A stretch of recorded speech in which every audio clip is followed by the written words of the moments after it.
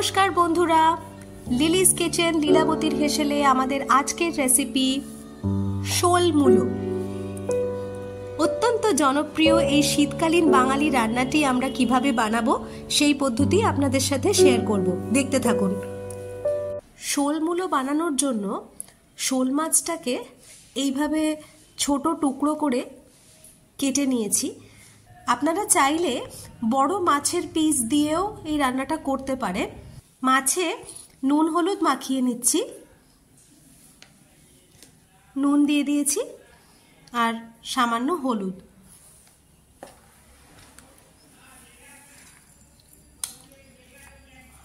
ওই 2 টেবিল চামচ মতো আন্দাজ সর্ষের তেল।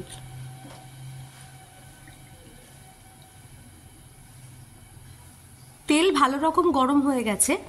এইবারে আমি নুন হলুদ মাখানো শোল মাছের টুকরোগুলো দিয়ে তেলের মধ্যে ভালো করে ভেজে নেব।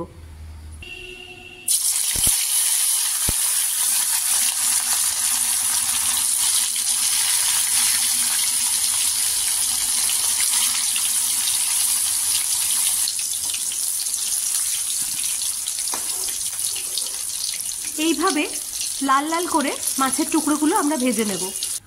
আমরা সমস্ত শোল মাছের টুকরোগুলো এইভাবে লালচে করে ভেজে নিয়েছি। এখানে আমি আজকে প্রায় 400 গ্রাম শোল মাছ ব্যবহার করছি। কড়াইতে যে বাকি সর্ষের তেলটা আছে মাছ ভাজার পরে, তার মধ্যে আমি দিয়ে দেব 1 চা চামচ জিরে, গোটা 3 ছোট এলাচ, একটা 1 ইঞ্চি মাপের দারচিনির টুকরো, 2টো তেজপাতা। এই গোটা মশলাগুলোর মধ্যে দিয়ে দেব মূলো। এখানে আমি প্রায় 400 গ্রাম মূলো খোসা ছাড়িয়ে এভাবে ছোট টুকরো করে কেটে গরম জলে মিনিট 10 ভাপিয়ে নিয়েছি। এই ভাপানো মূলোর টুকরোগুলো দিয়ে দেব। হাই ফ্লেমে মূলোর টুকরোগুলো আমি একটু ভেজে নিয়েছি প্রায় মিনিট 2 মতো। এইবারে অন্যান্য মশলাগুলো দিয়ে দিচ্ছি। 1 টেবিল চামচ আদা বাটা, 1 চা চামচ মানে 1 টিস্পুন ধনে গুঁড়ো, 1/2 টিস্পুন মানে 1/2 চা চামচ জিরে গুঁড়ো, 1/2 চা চামচ শুকনো লঙ্কা গুঁড়ো।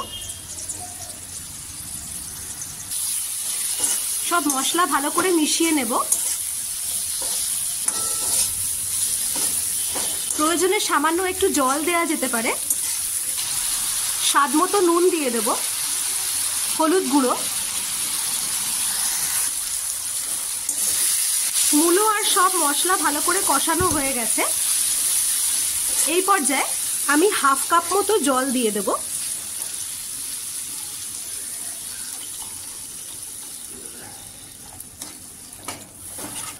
আপনারা দেখতে পাচ্ছেন যে কড়াইতে যে ঝোলটা রয়েছে এটা ভালো করে ফুটতে শুরু করেছে। আমি আগে থেকে ভেজে রাখা শোল মাছের টুকরোগুলো এর মধ্যে দিয়ে দেব।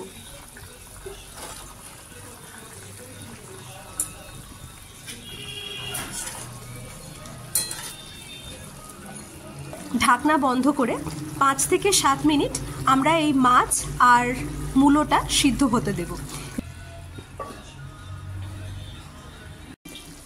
আমাদের শোল মূলো একদম রেডি। আমাদের দুর্দান্ত স্বাদের শোল মূলো একদম রেডি। আমরা এটাকে সুন্দর করে সার্ভ করে নিয়েছি। ভাতের সাথে এই পদটি ভীষণ ভালো যায়। মূলো রান্নার অনেক ভেরিয়েশন আছে, বিভিন্ন মানুষজন বিভিন্নভাবে বানান। আমরা বাড়িতে এইভাবেই রান্নাটি বানাই, তাই এইভাবেই আপনাদের সাথে শেয়ার করলাম। যদি এই রেসিপিটি ভালো লেগে থাকে তাহলে অবশ্যই ভিডিওটি লাইক আর শেয়ার করে দেবেন। আমাদের চ্যানেলটি সাবস্ক্রাইব করে দেবেন। লিলিস কিচেন লীলাবতীর হেসেলে আজ এইটুকুই। আবার দেখা হবে অন্য কোনো নতুন রেসিপি নিয়ে। ভালো থাকবেন, ধন্যবাদ।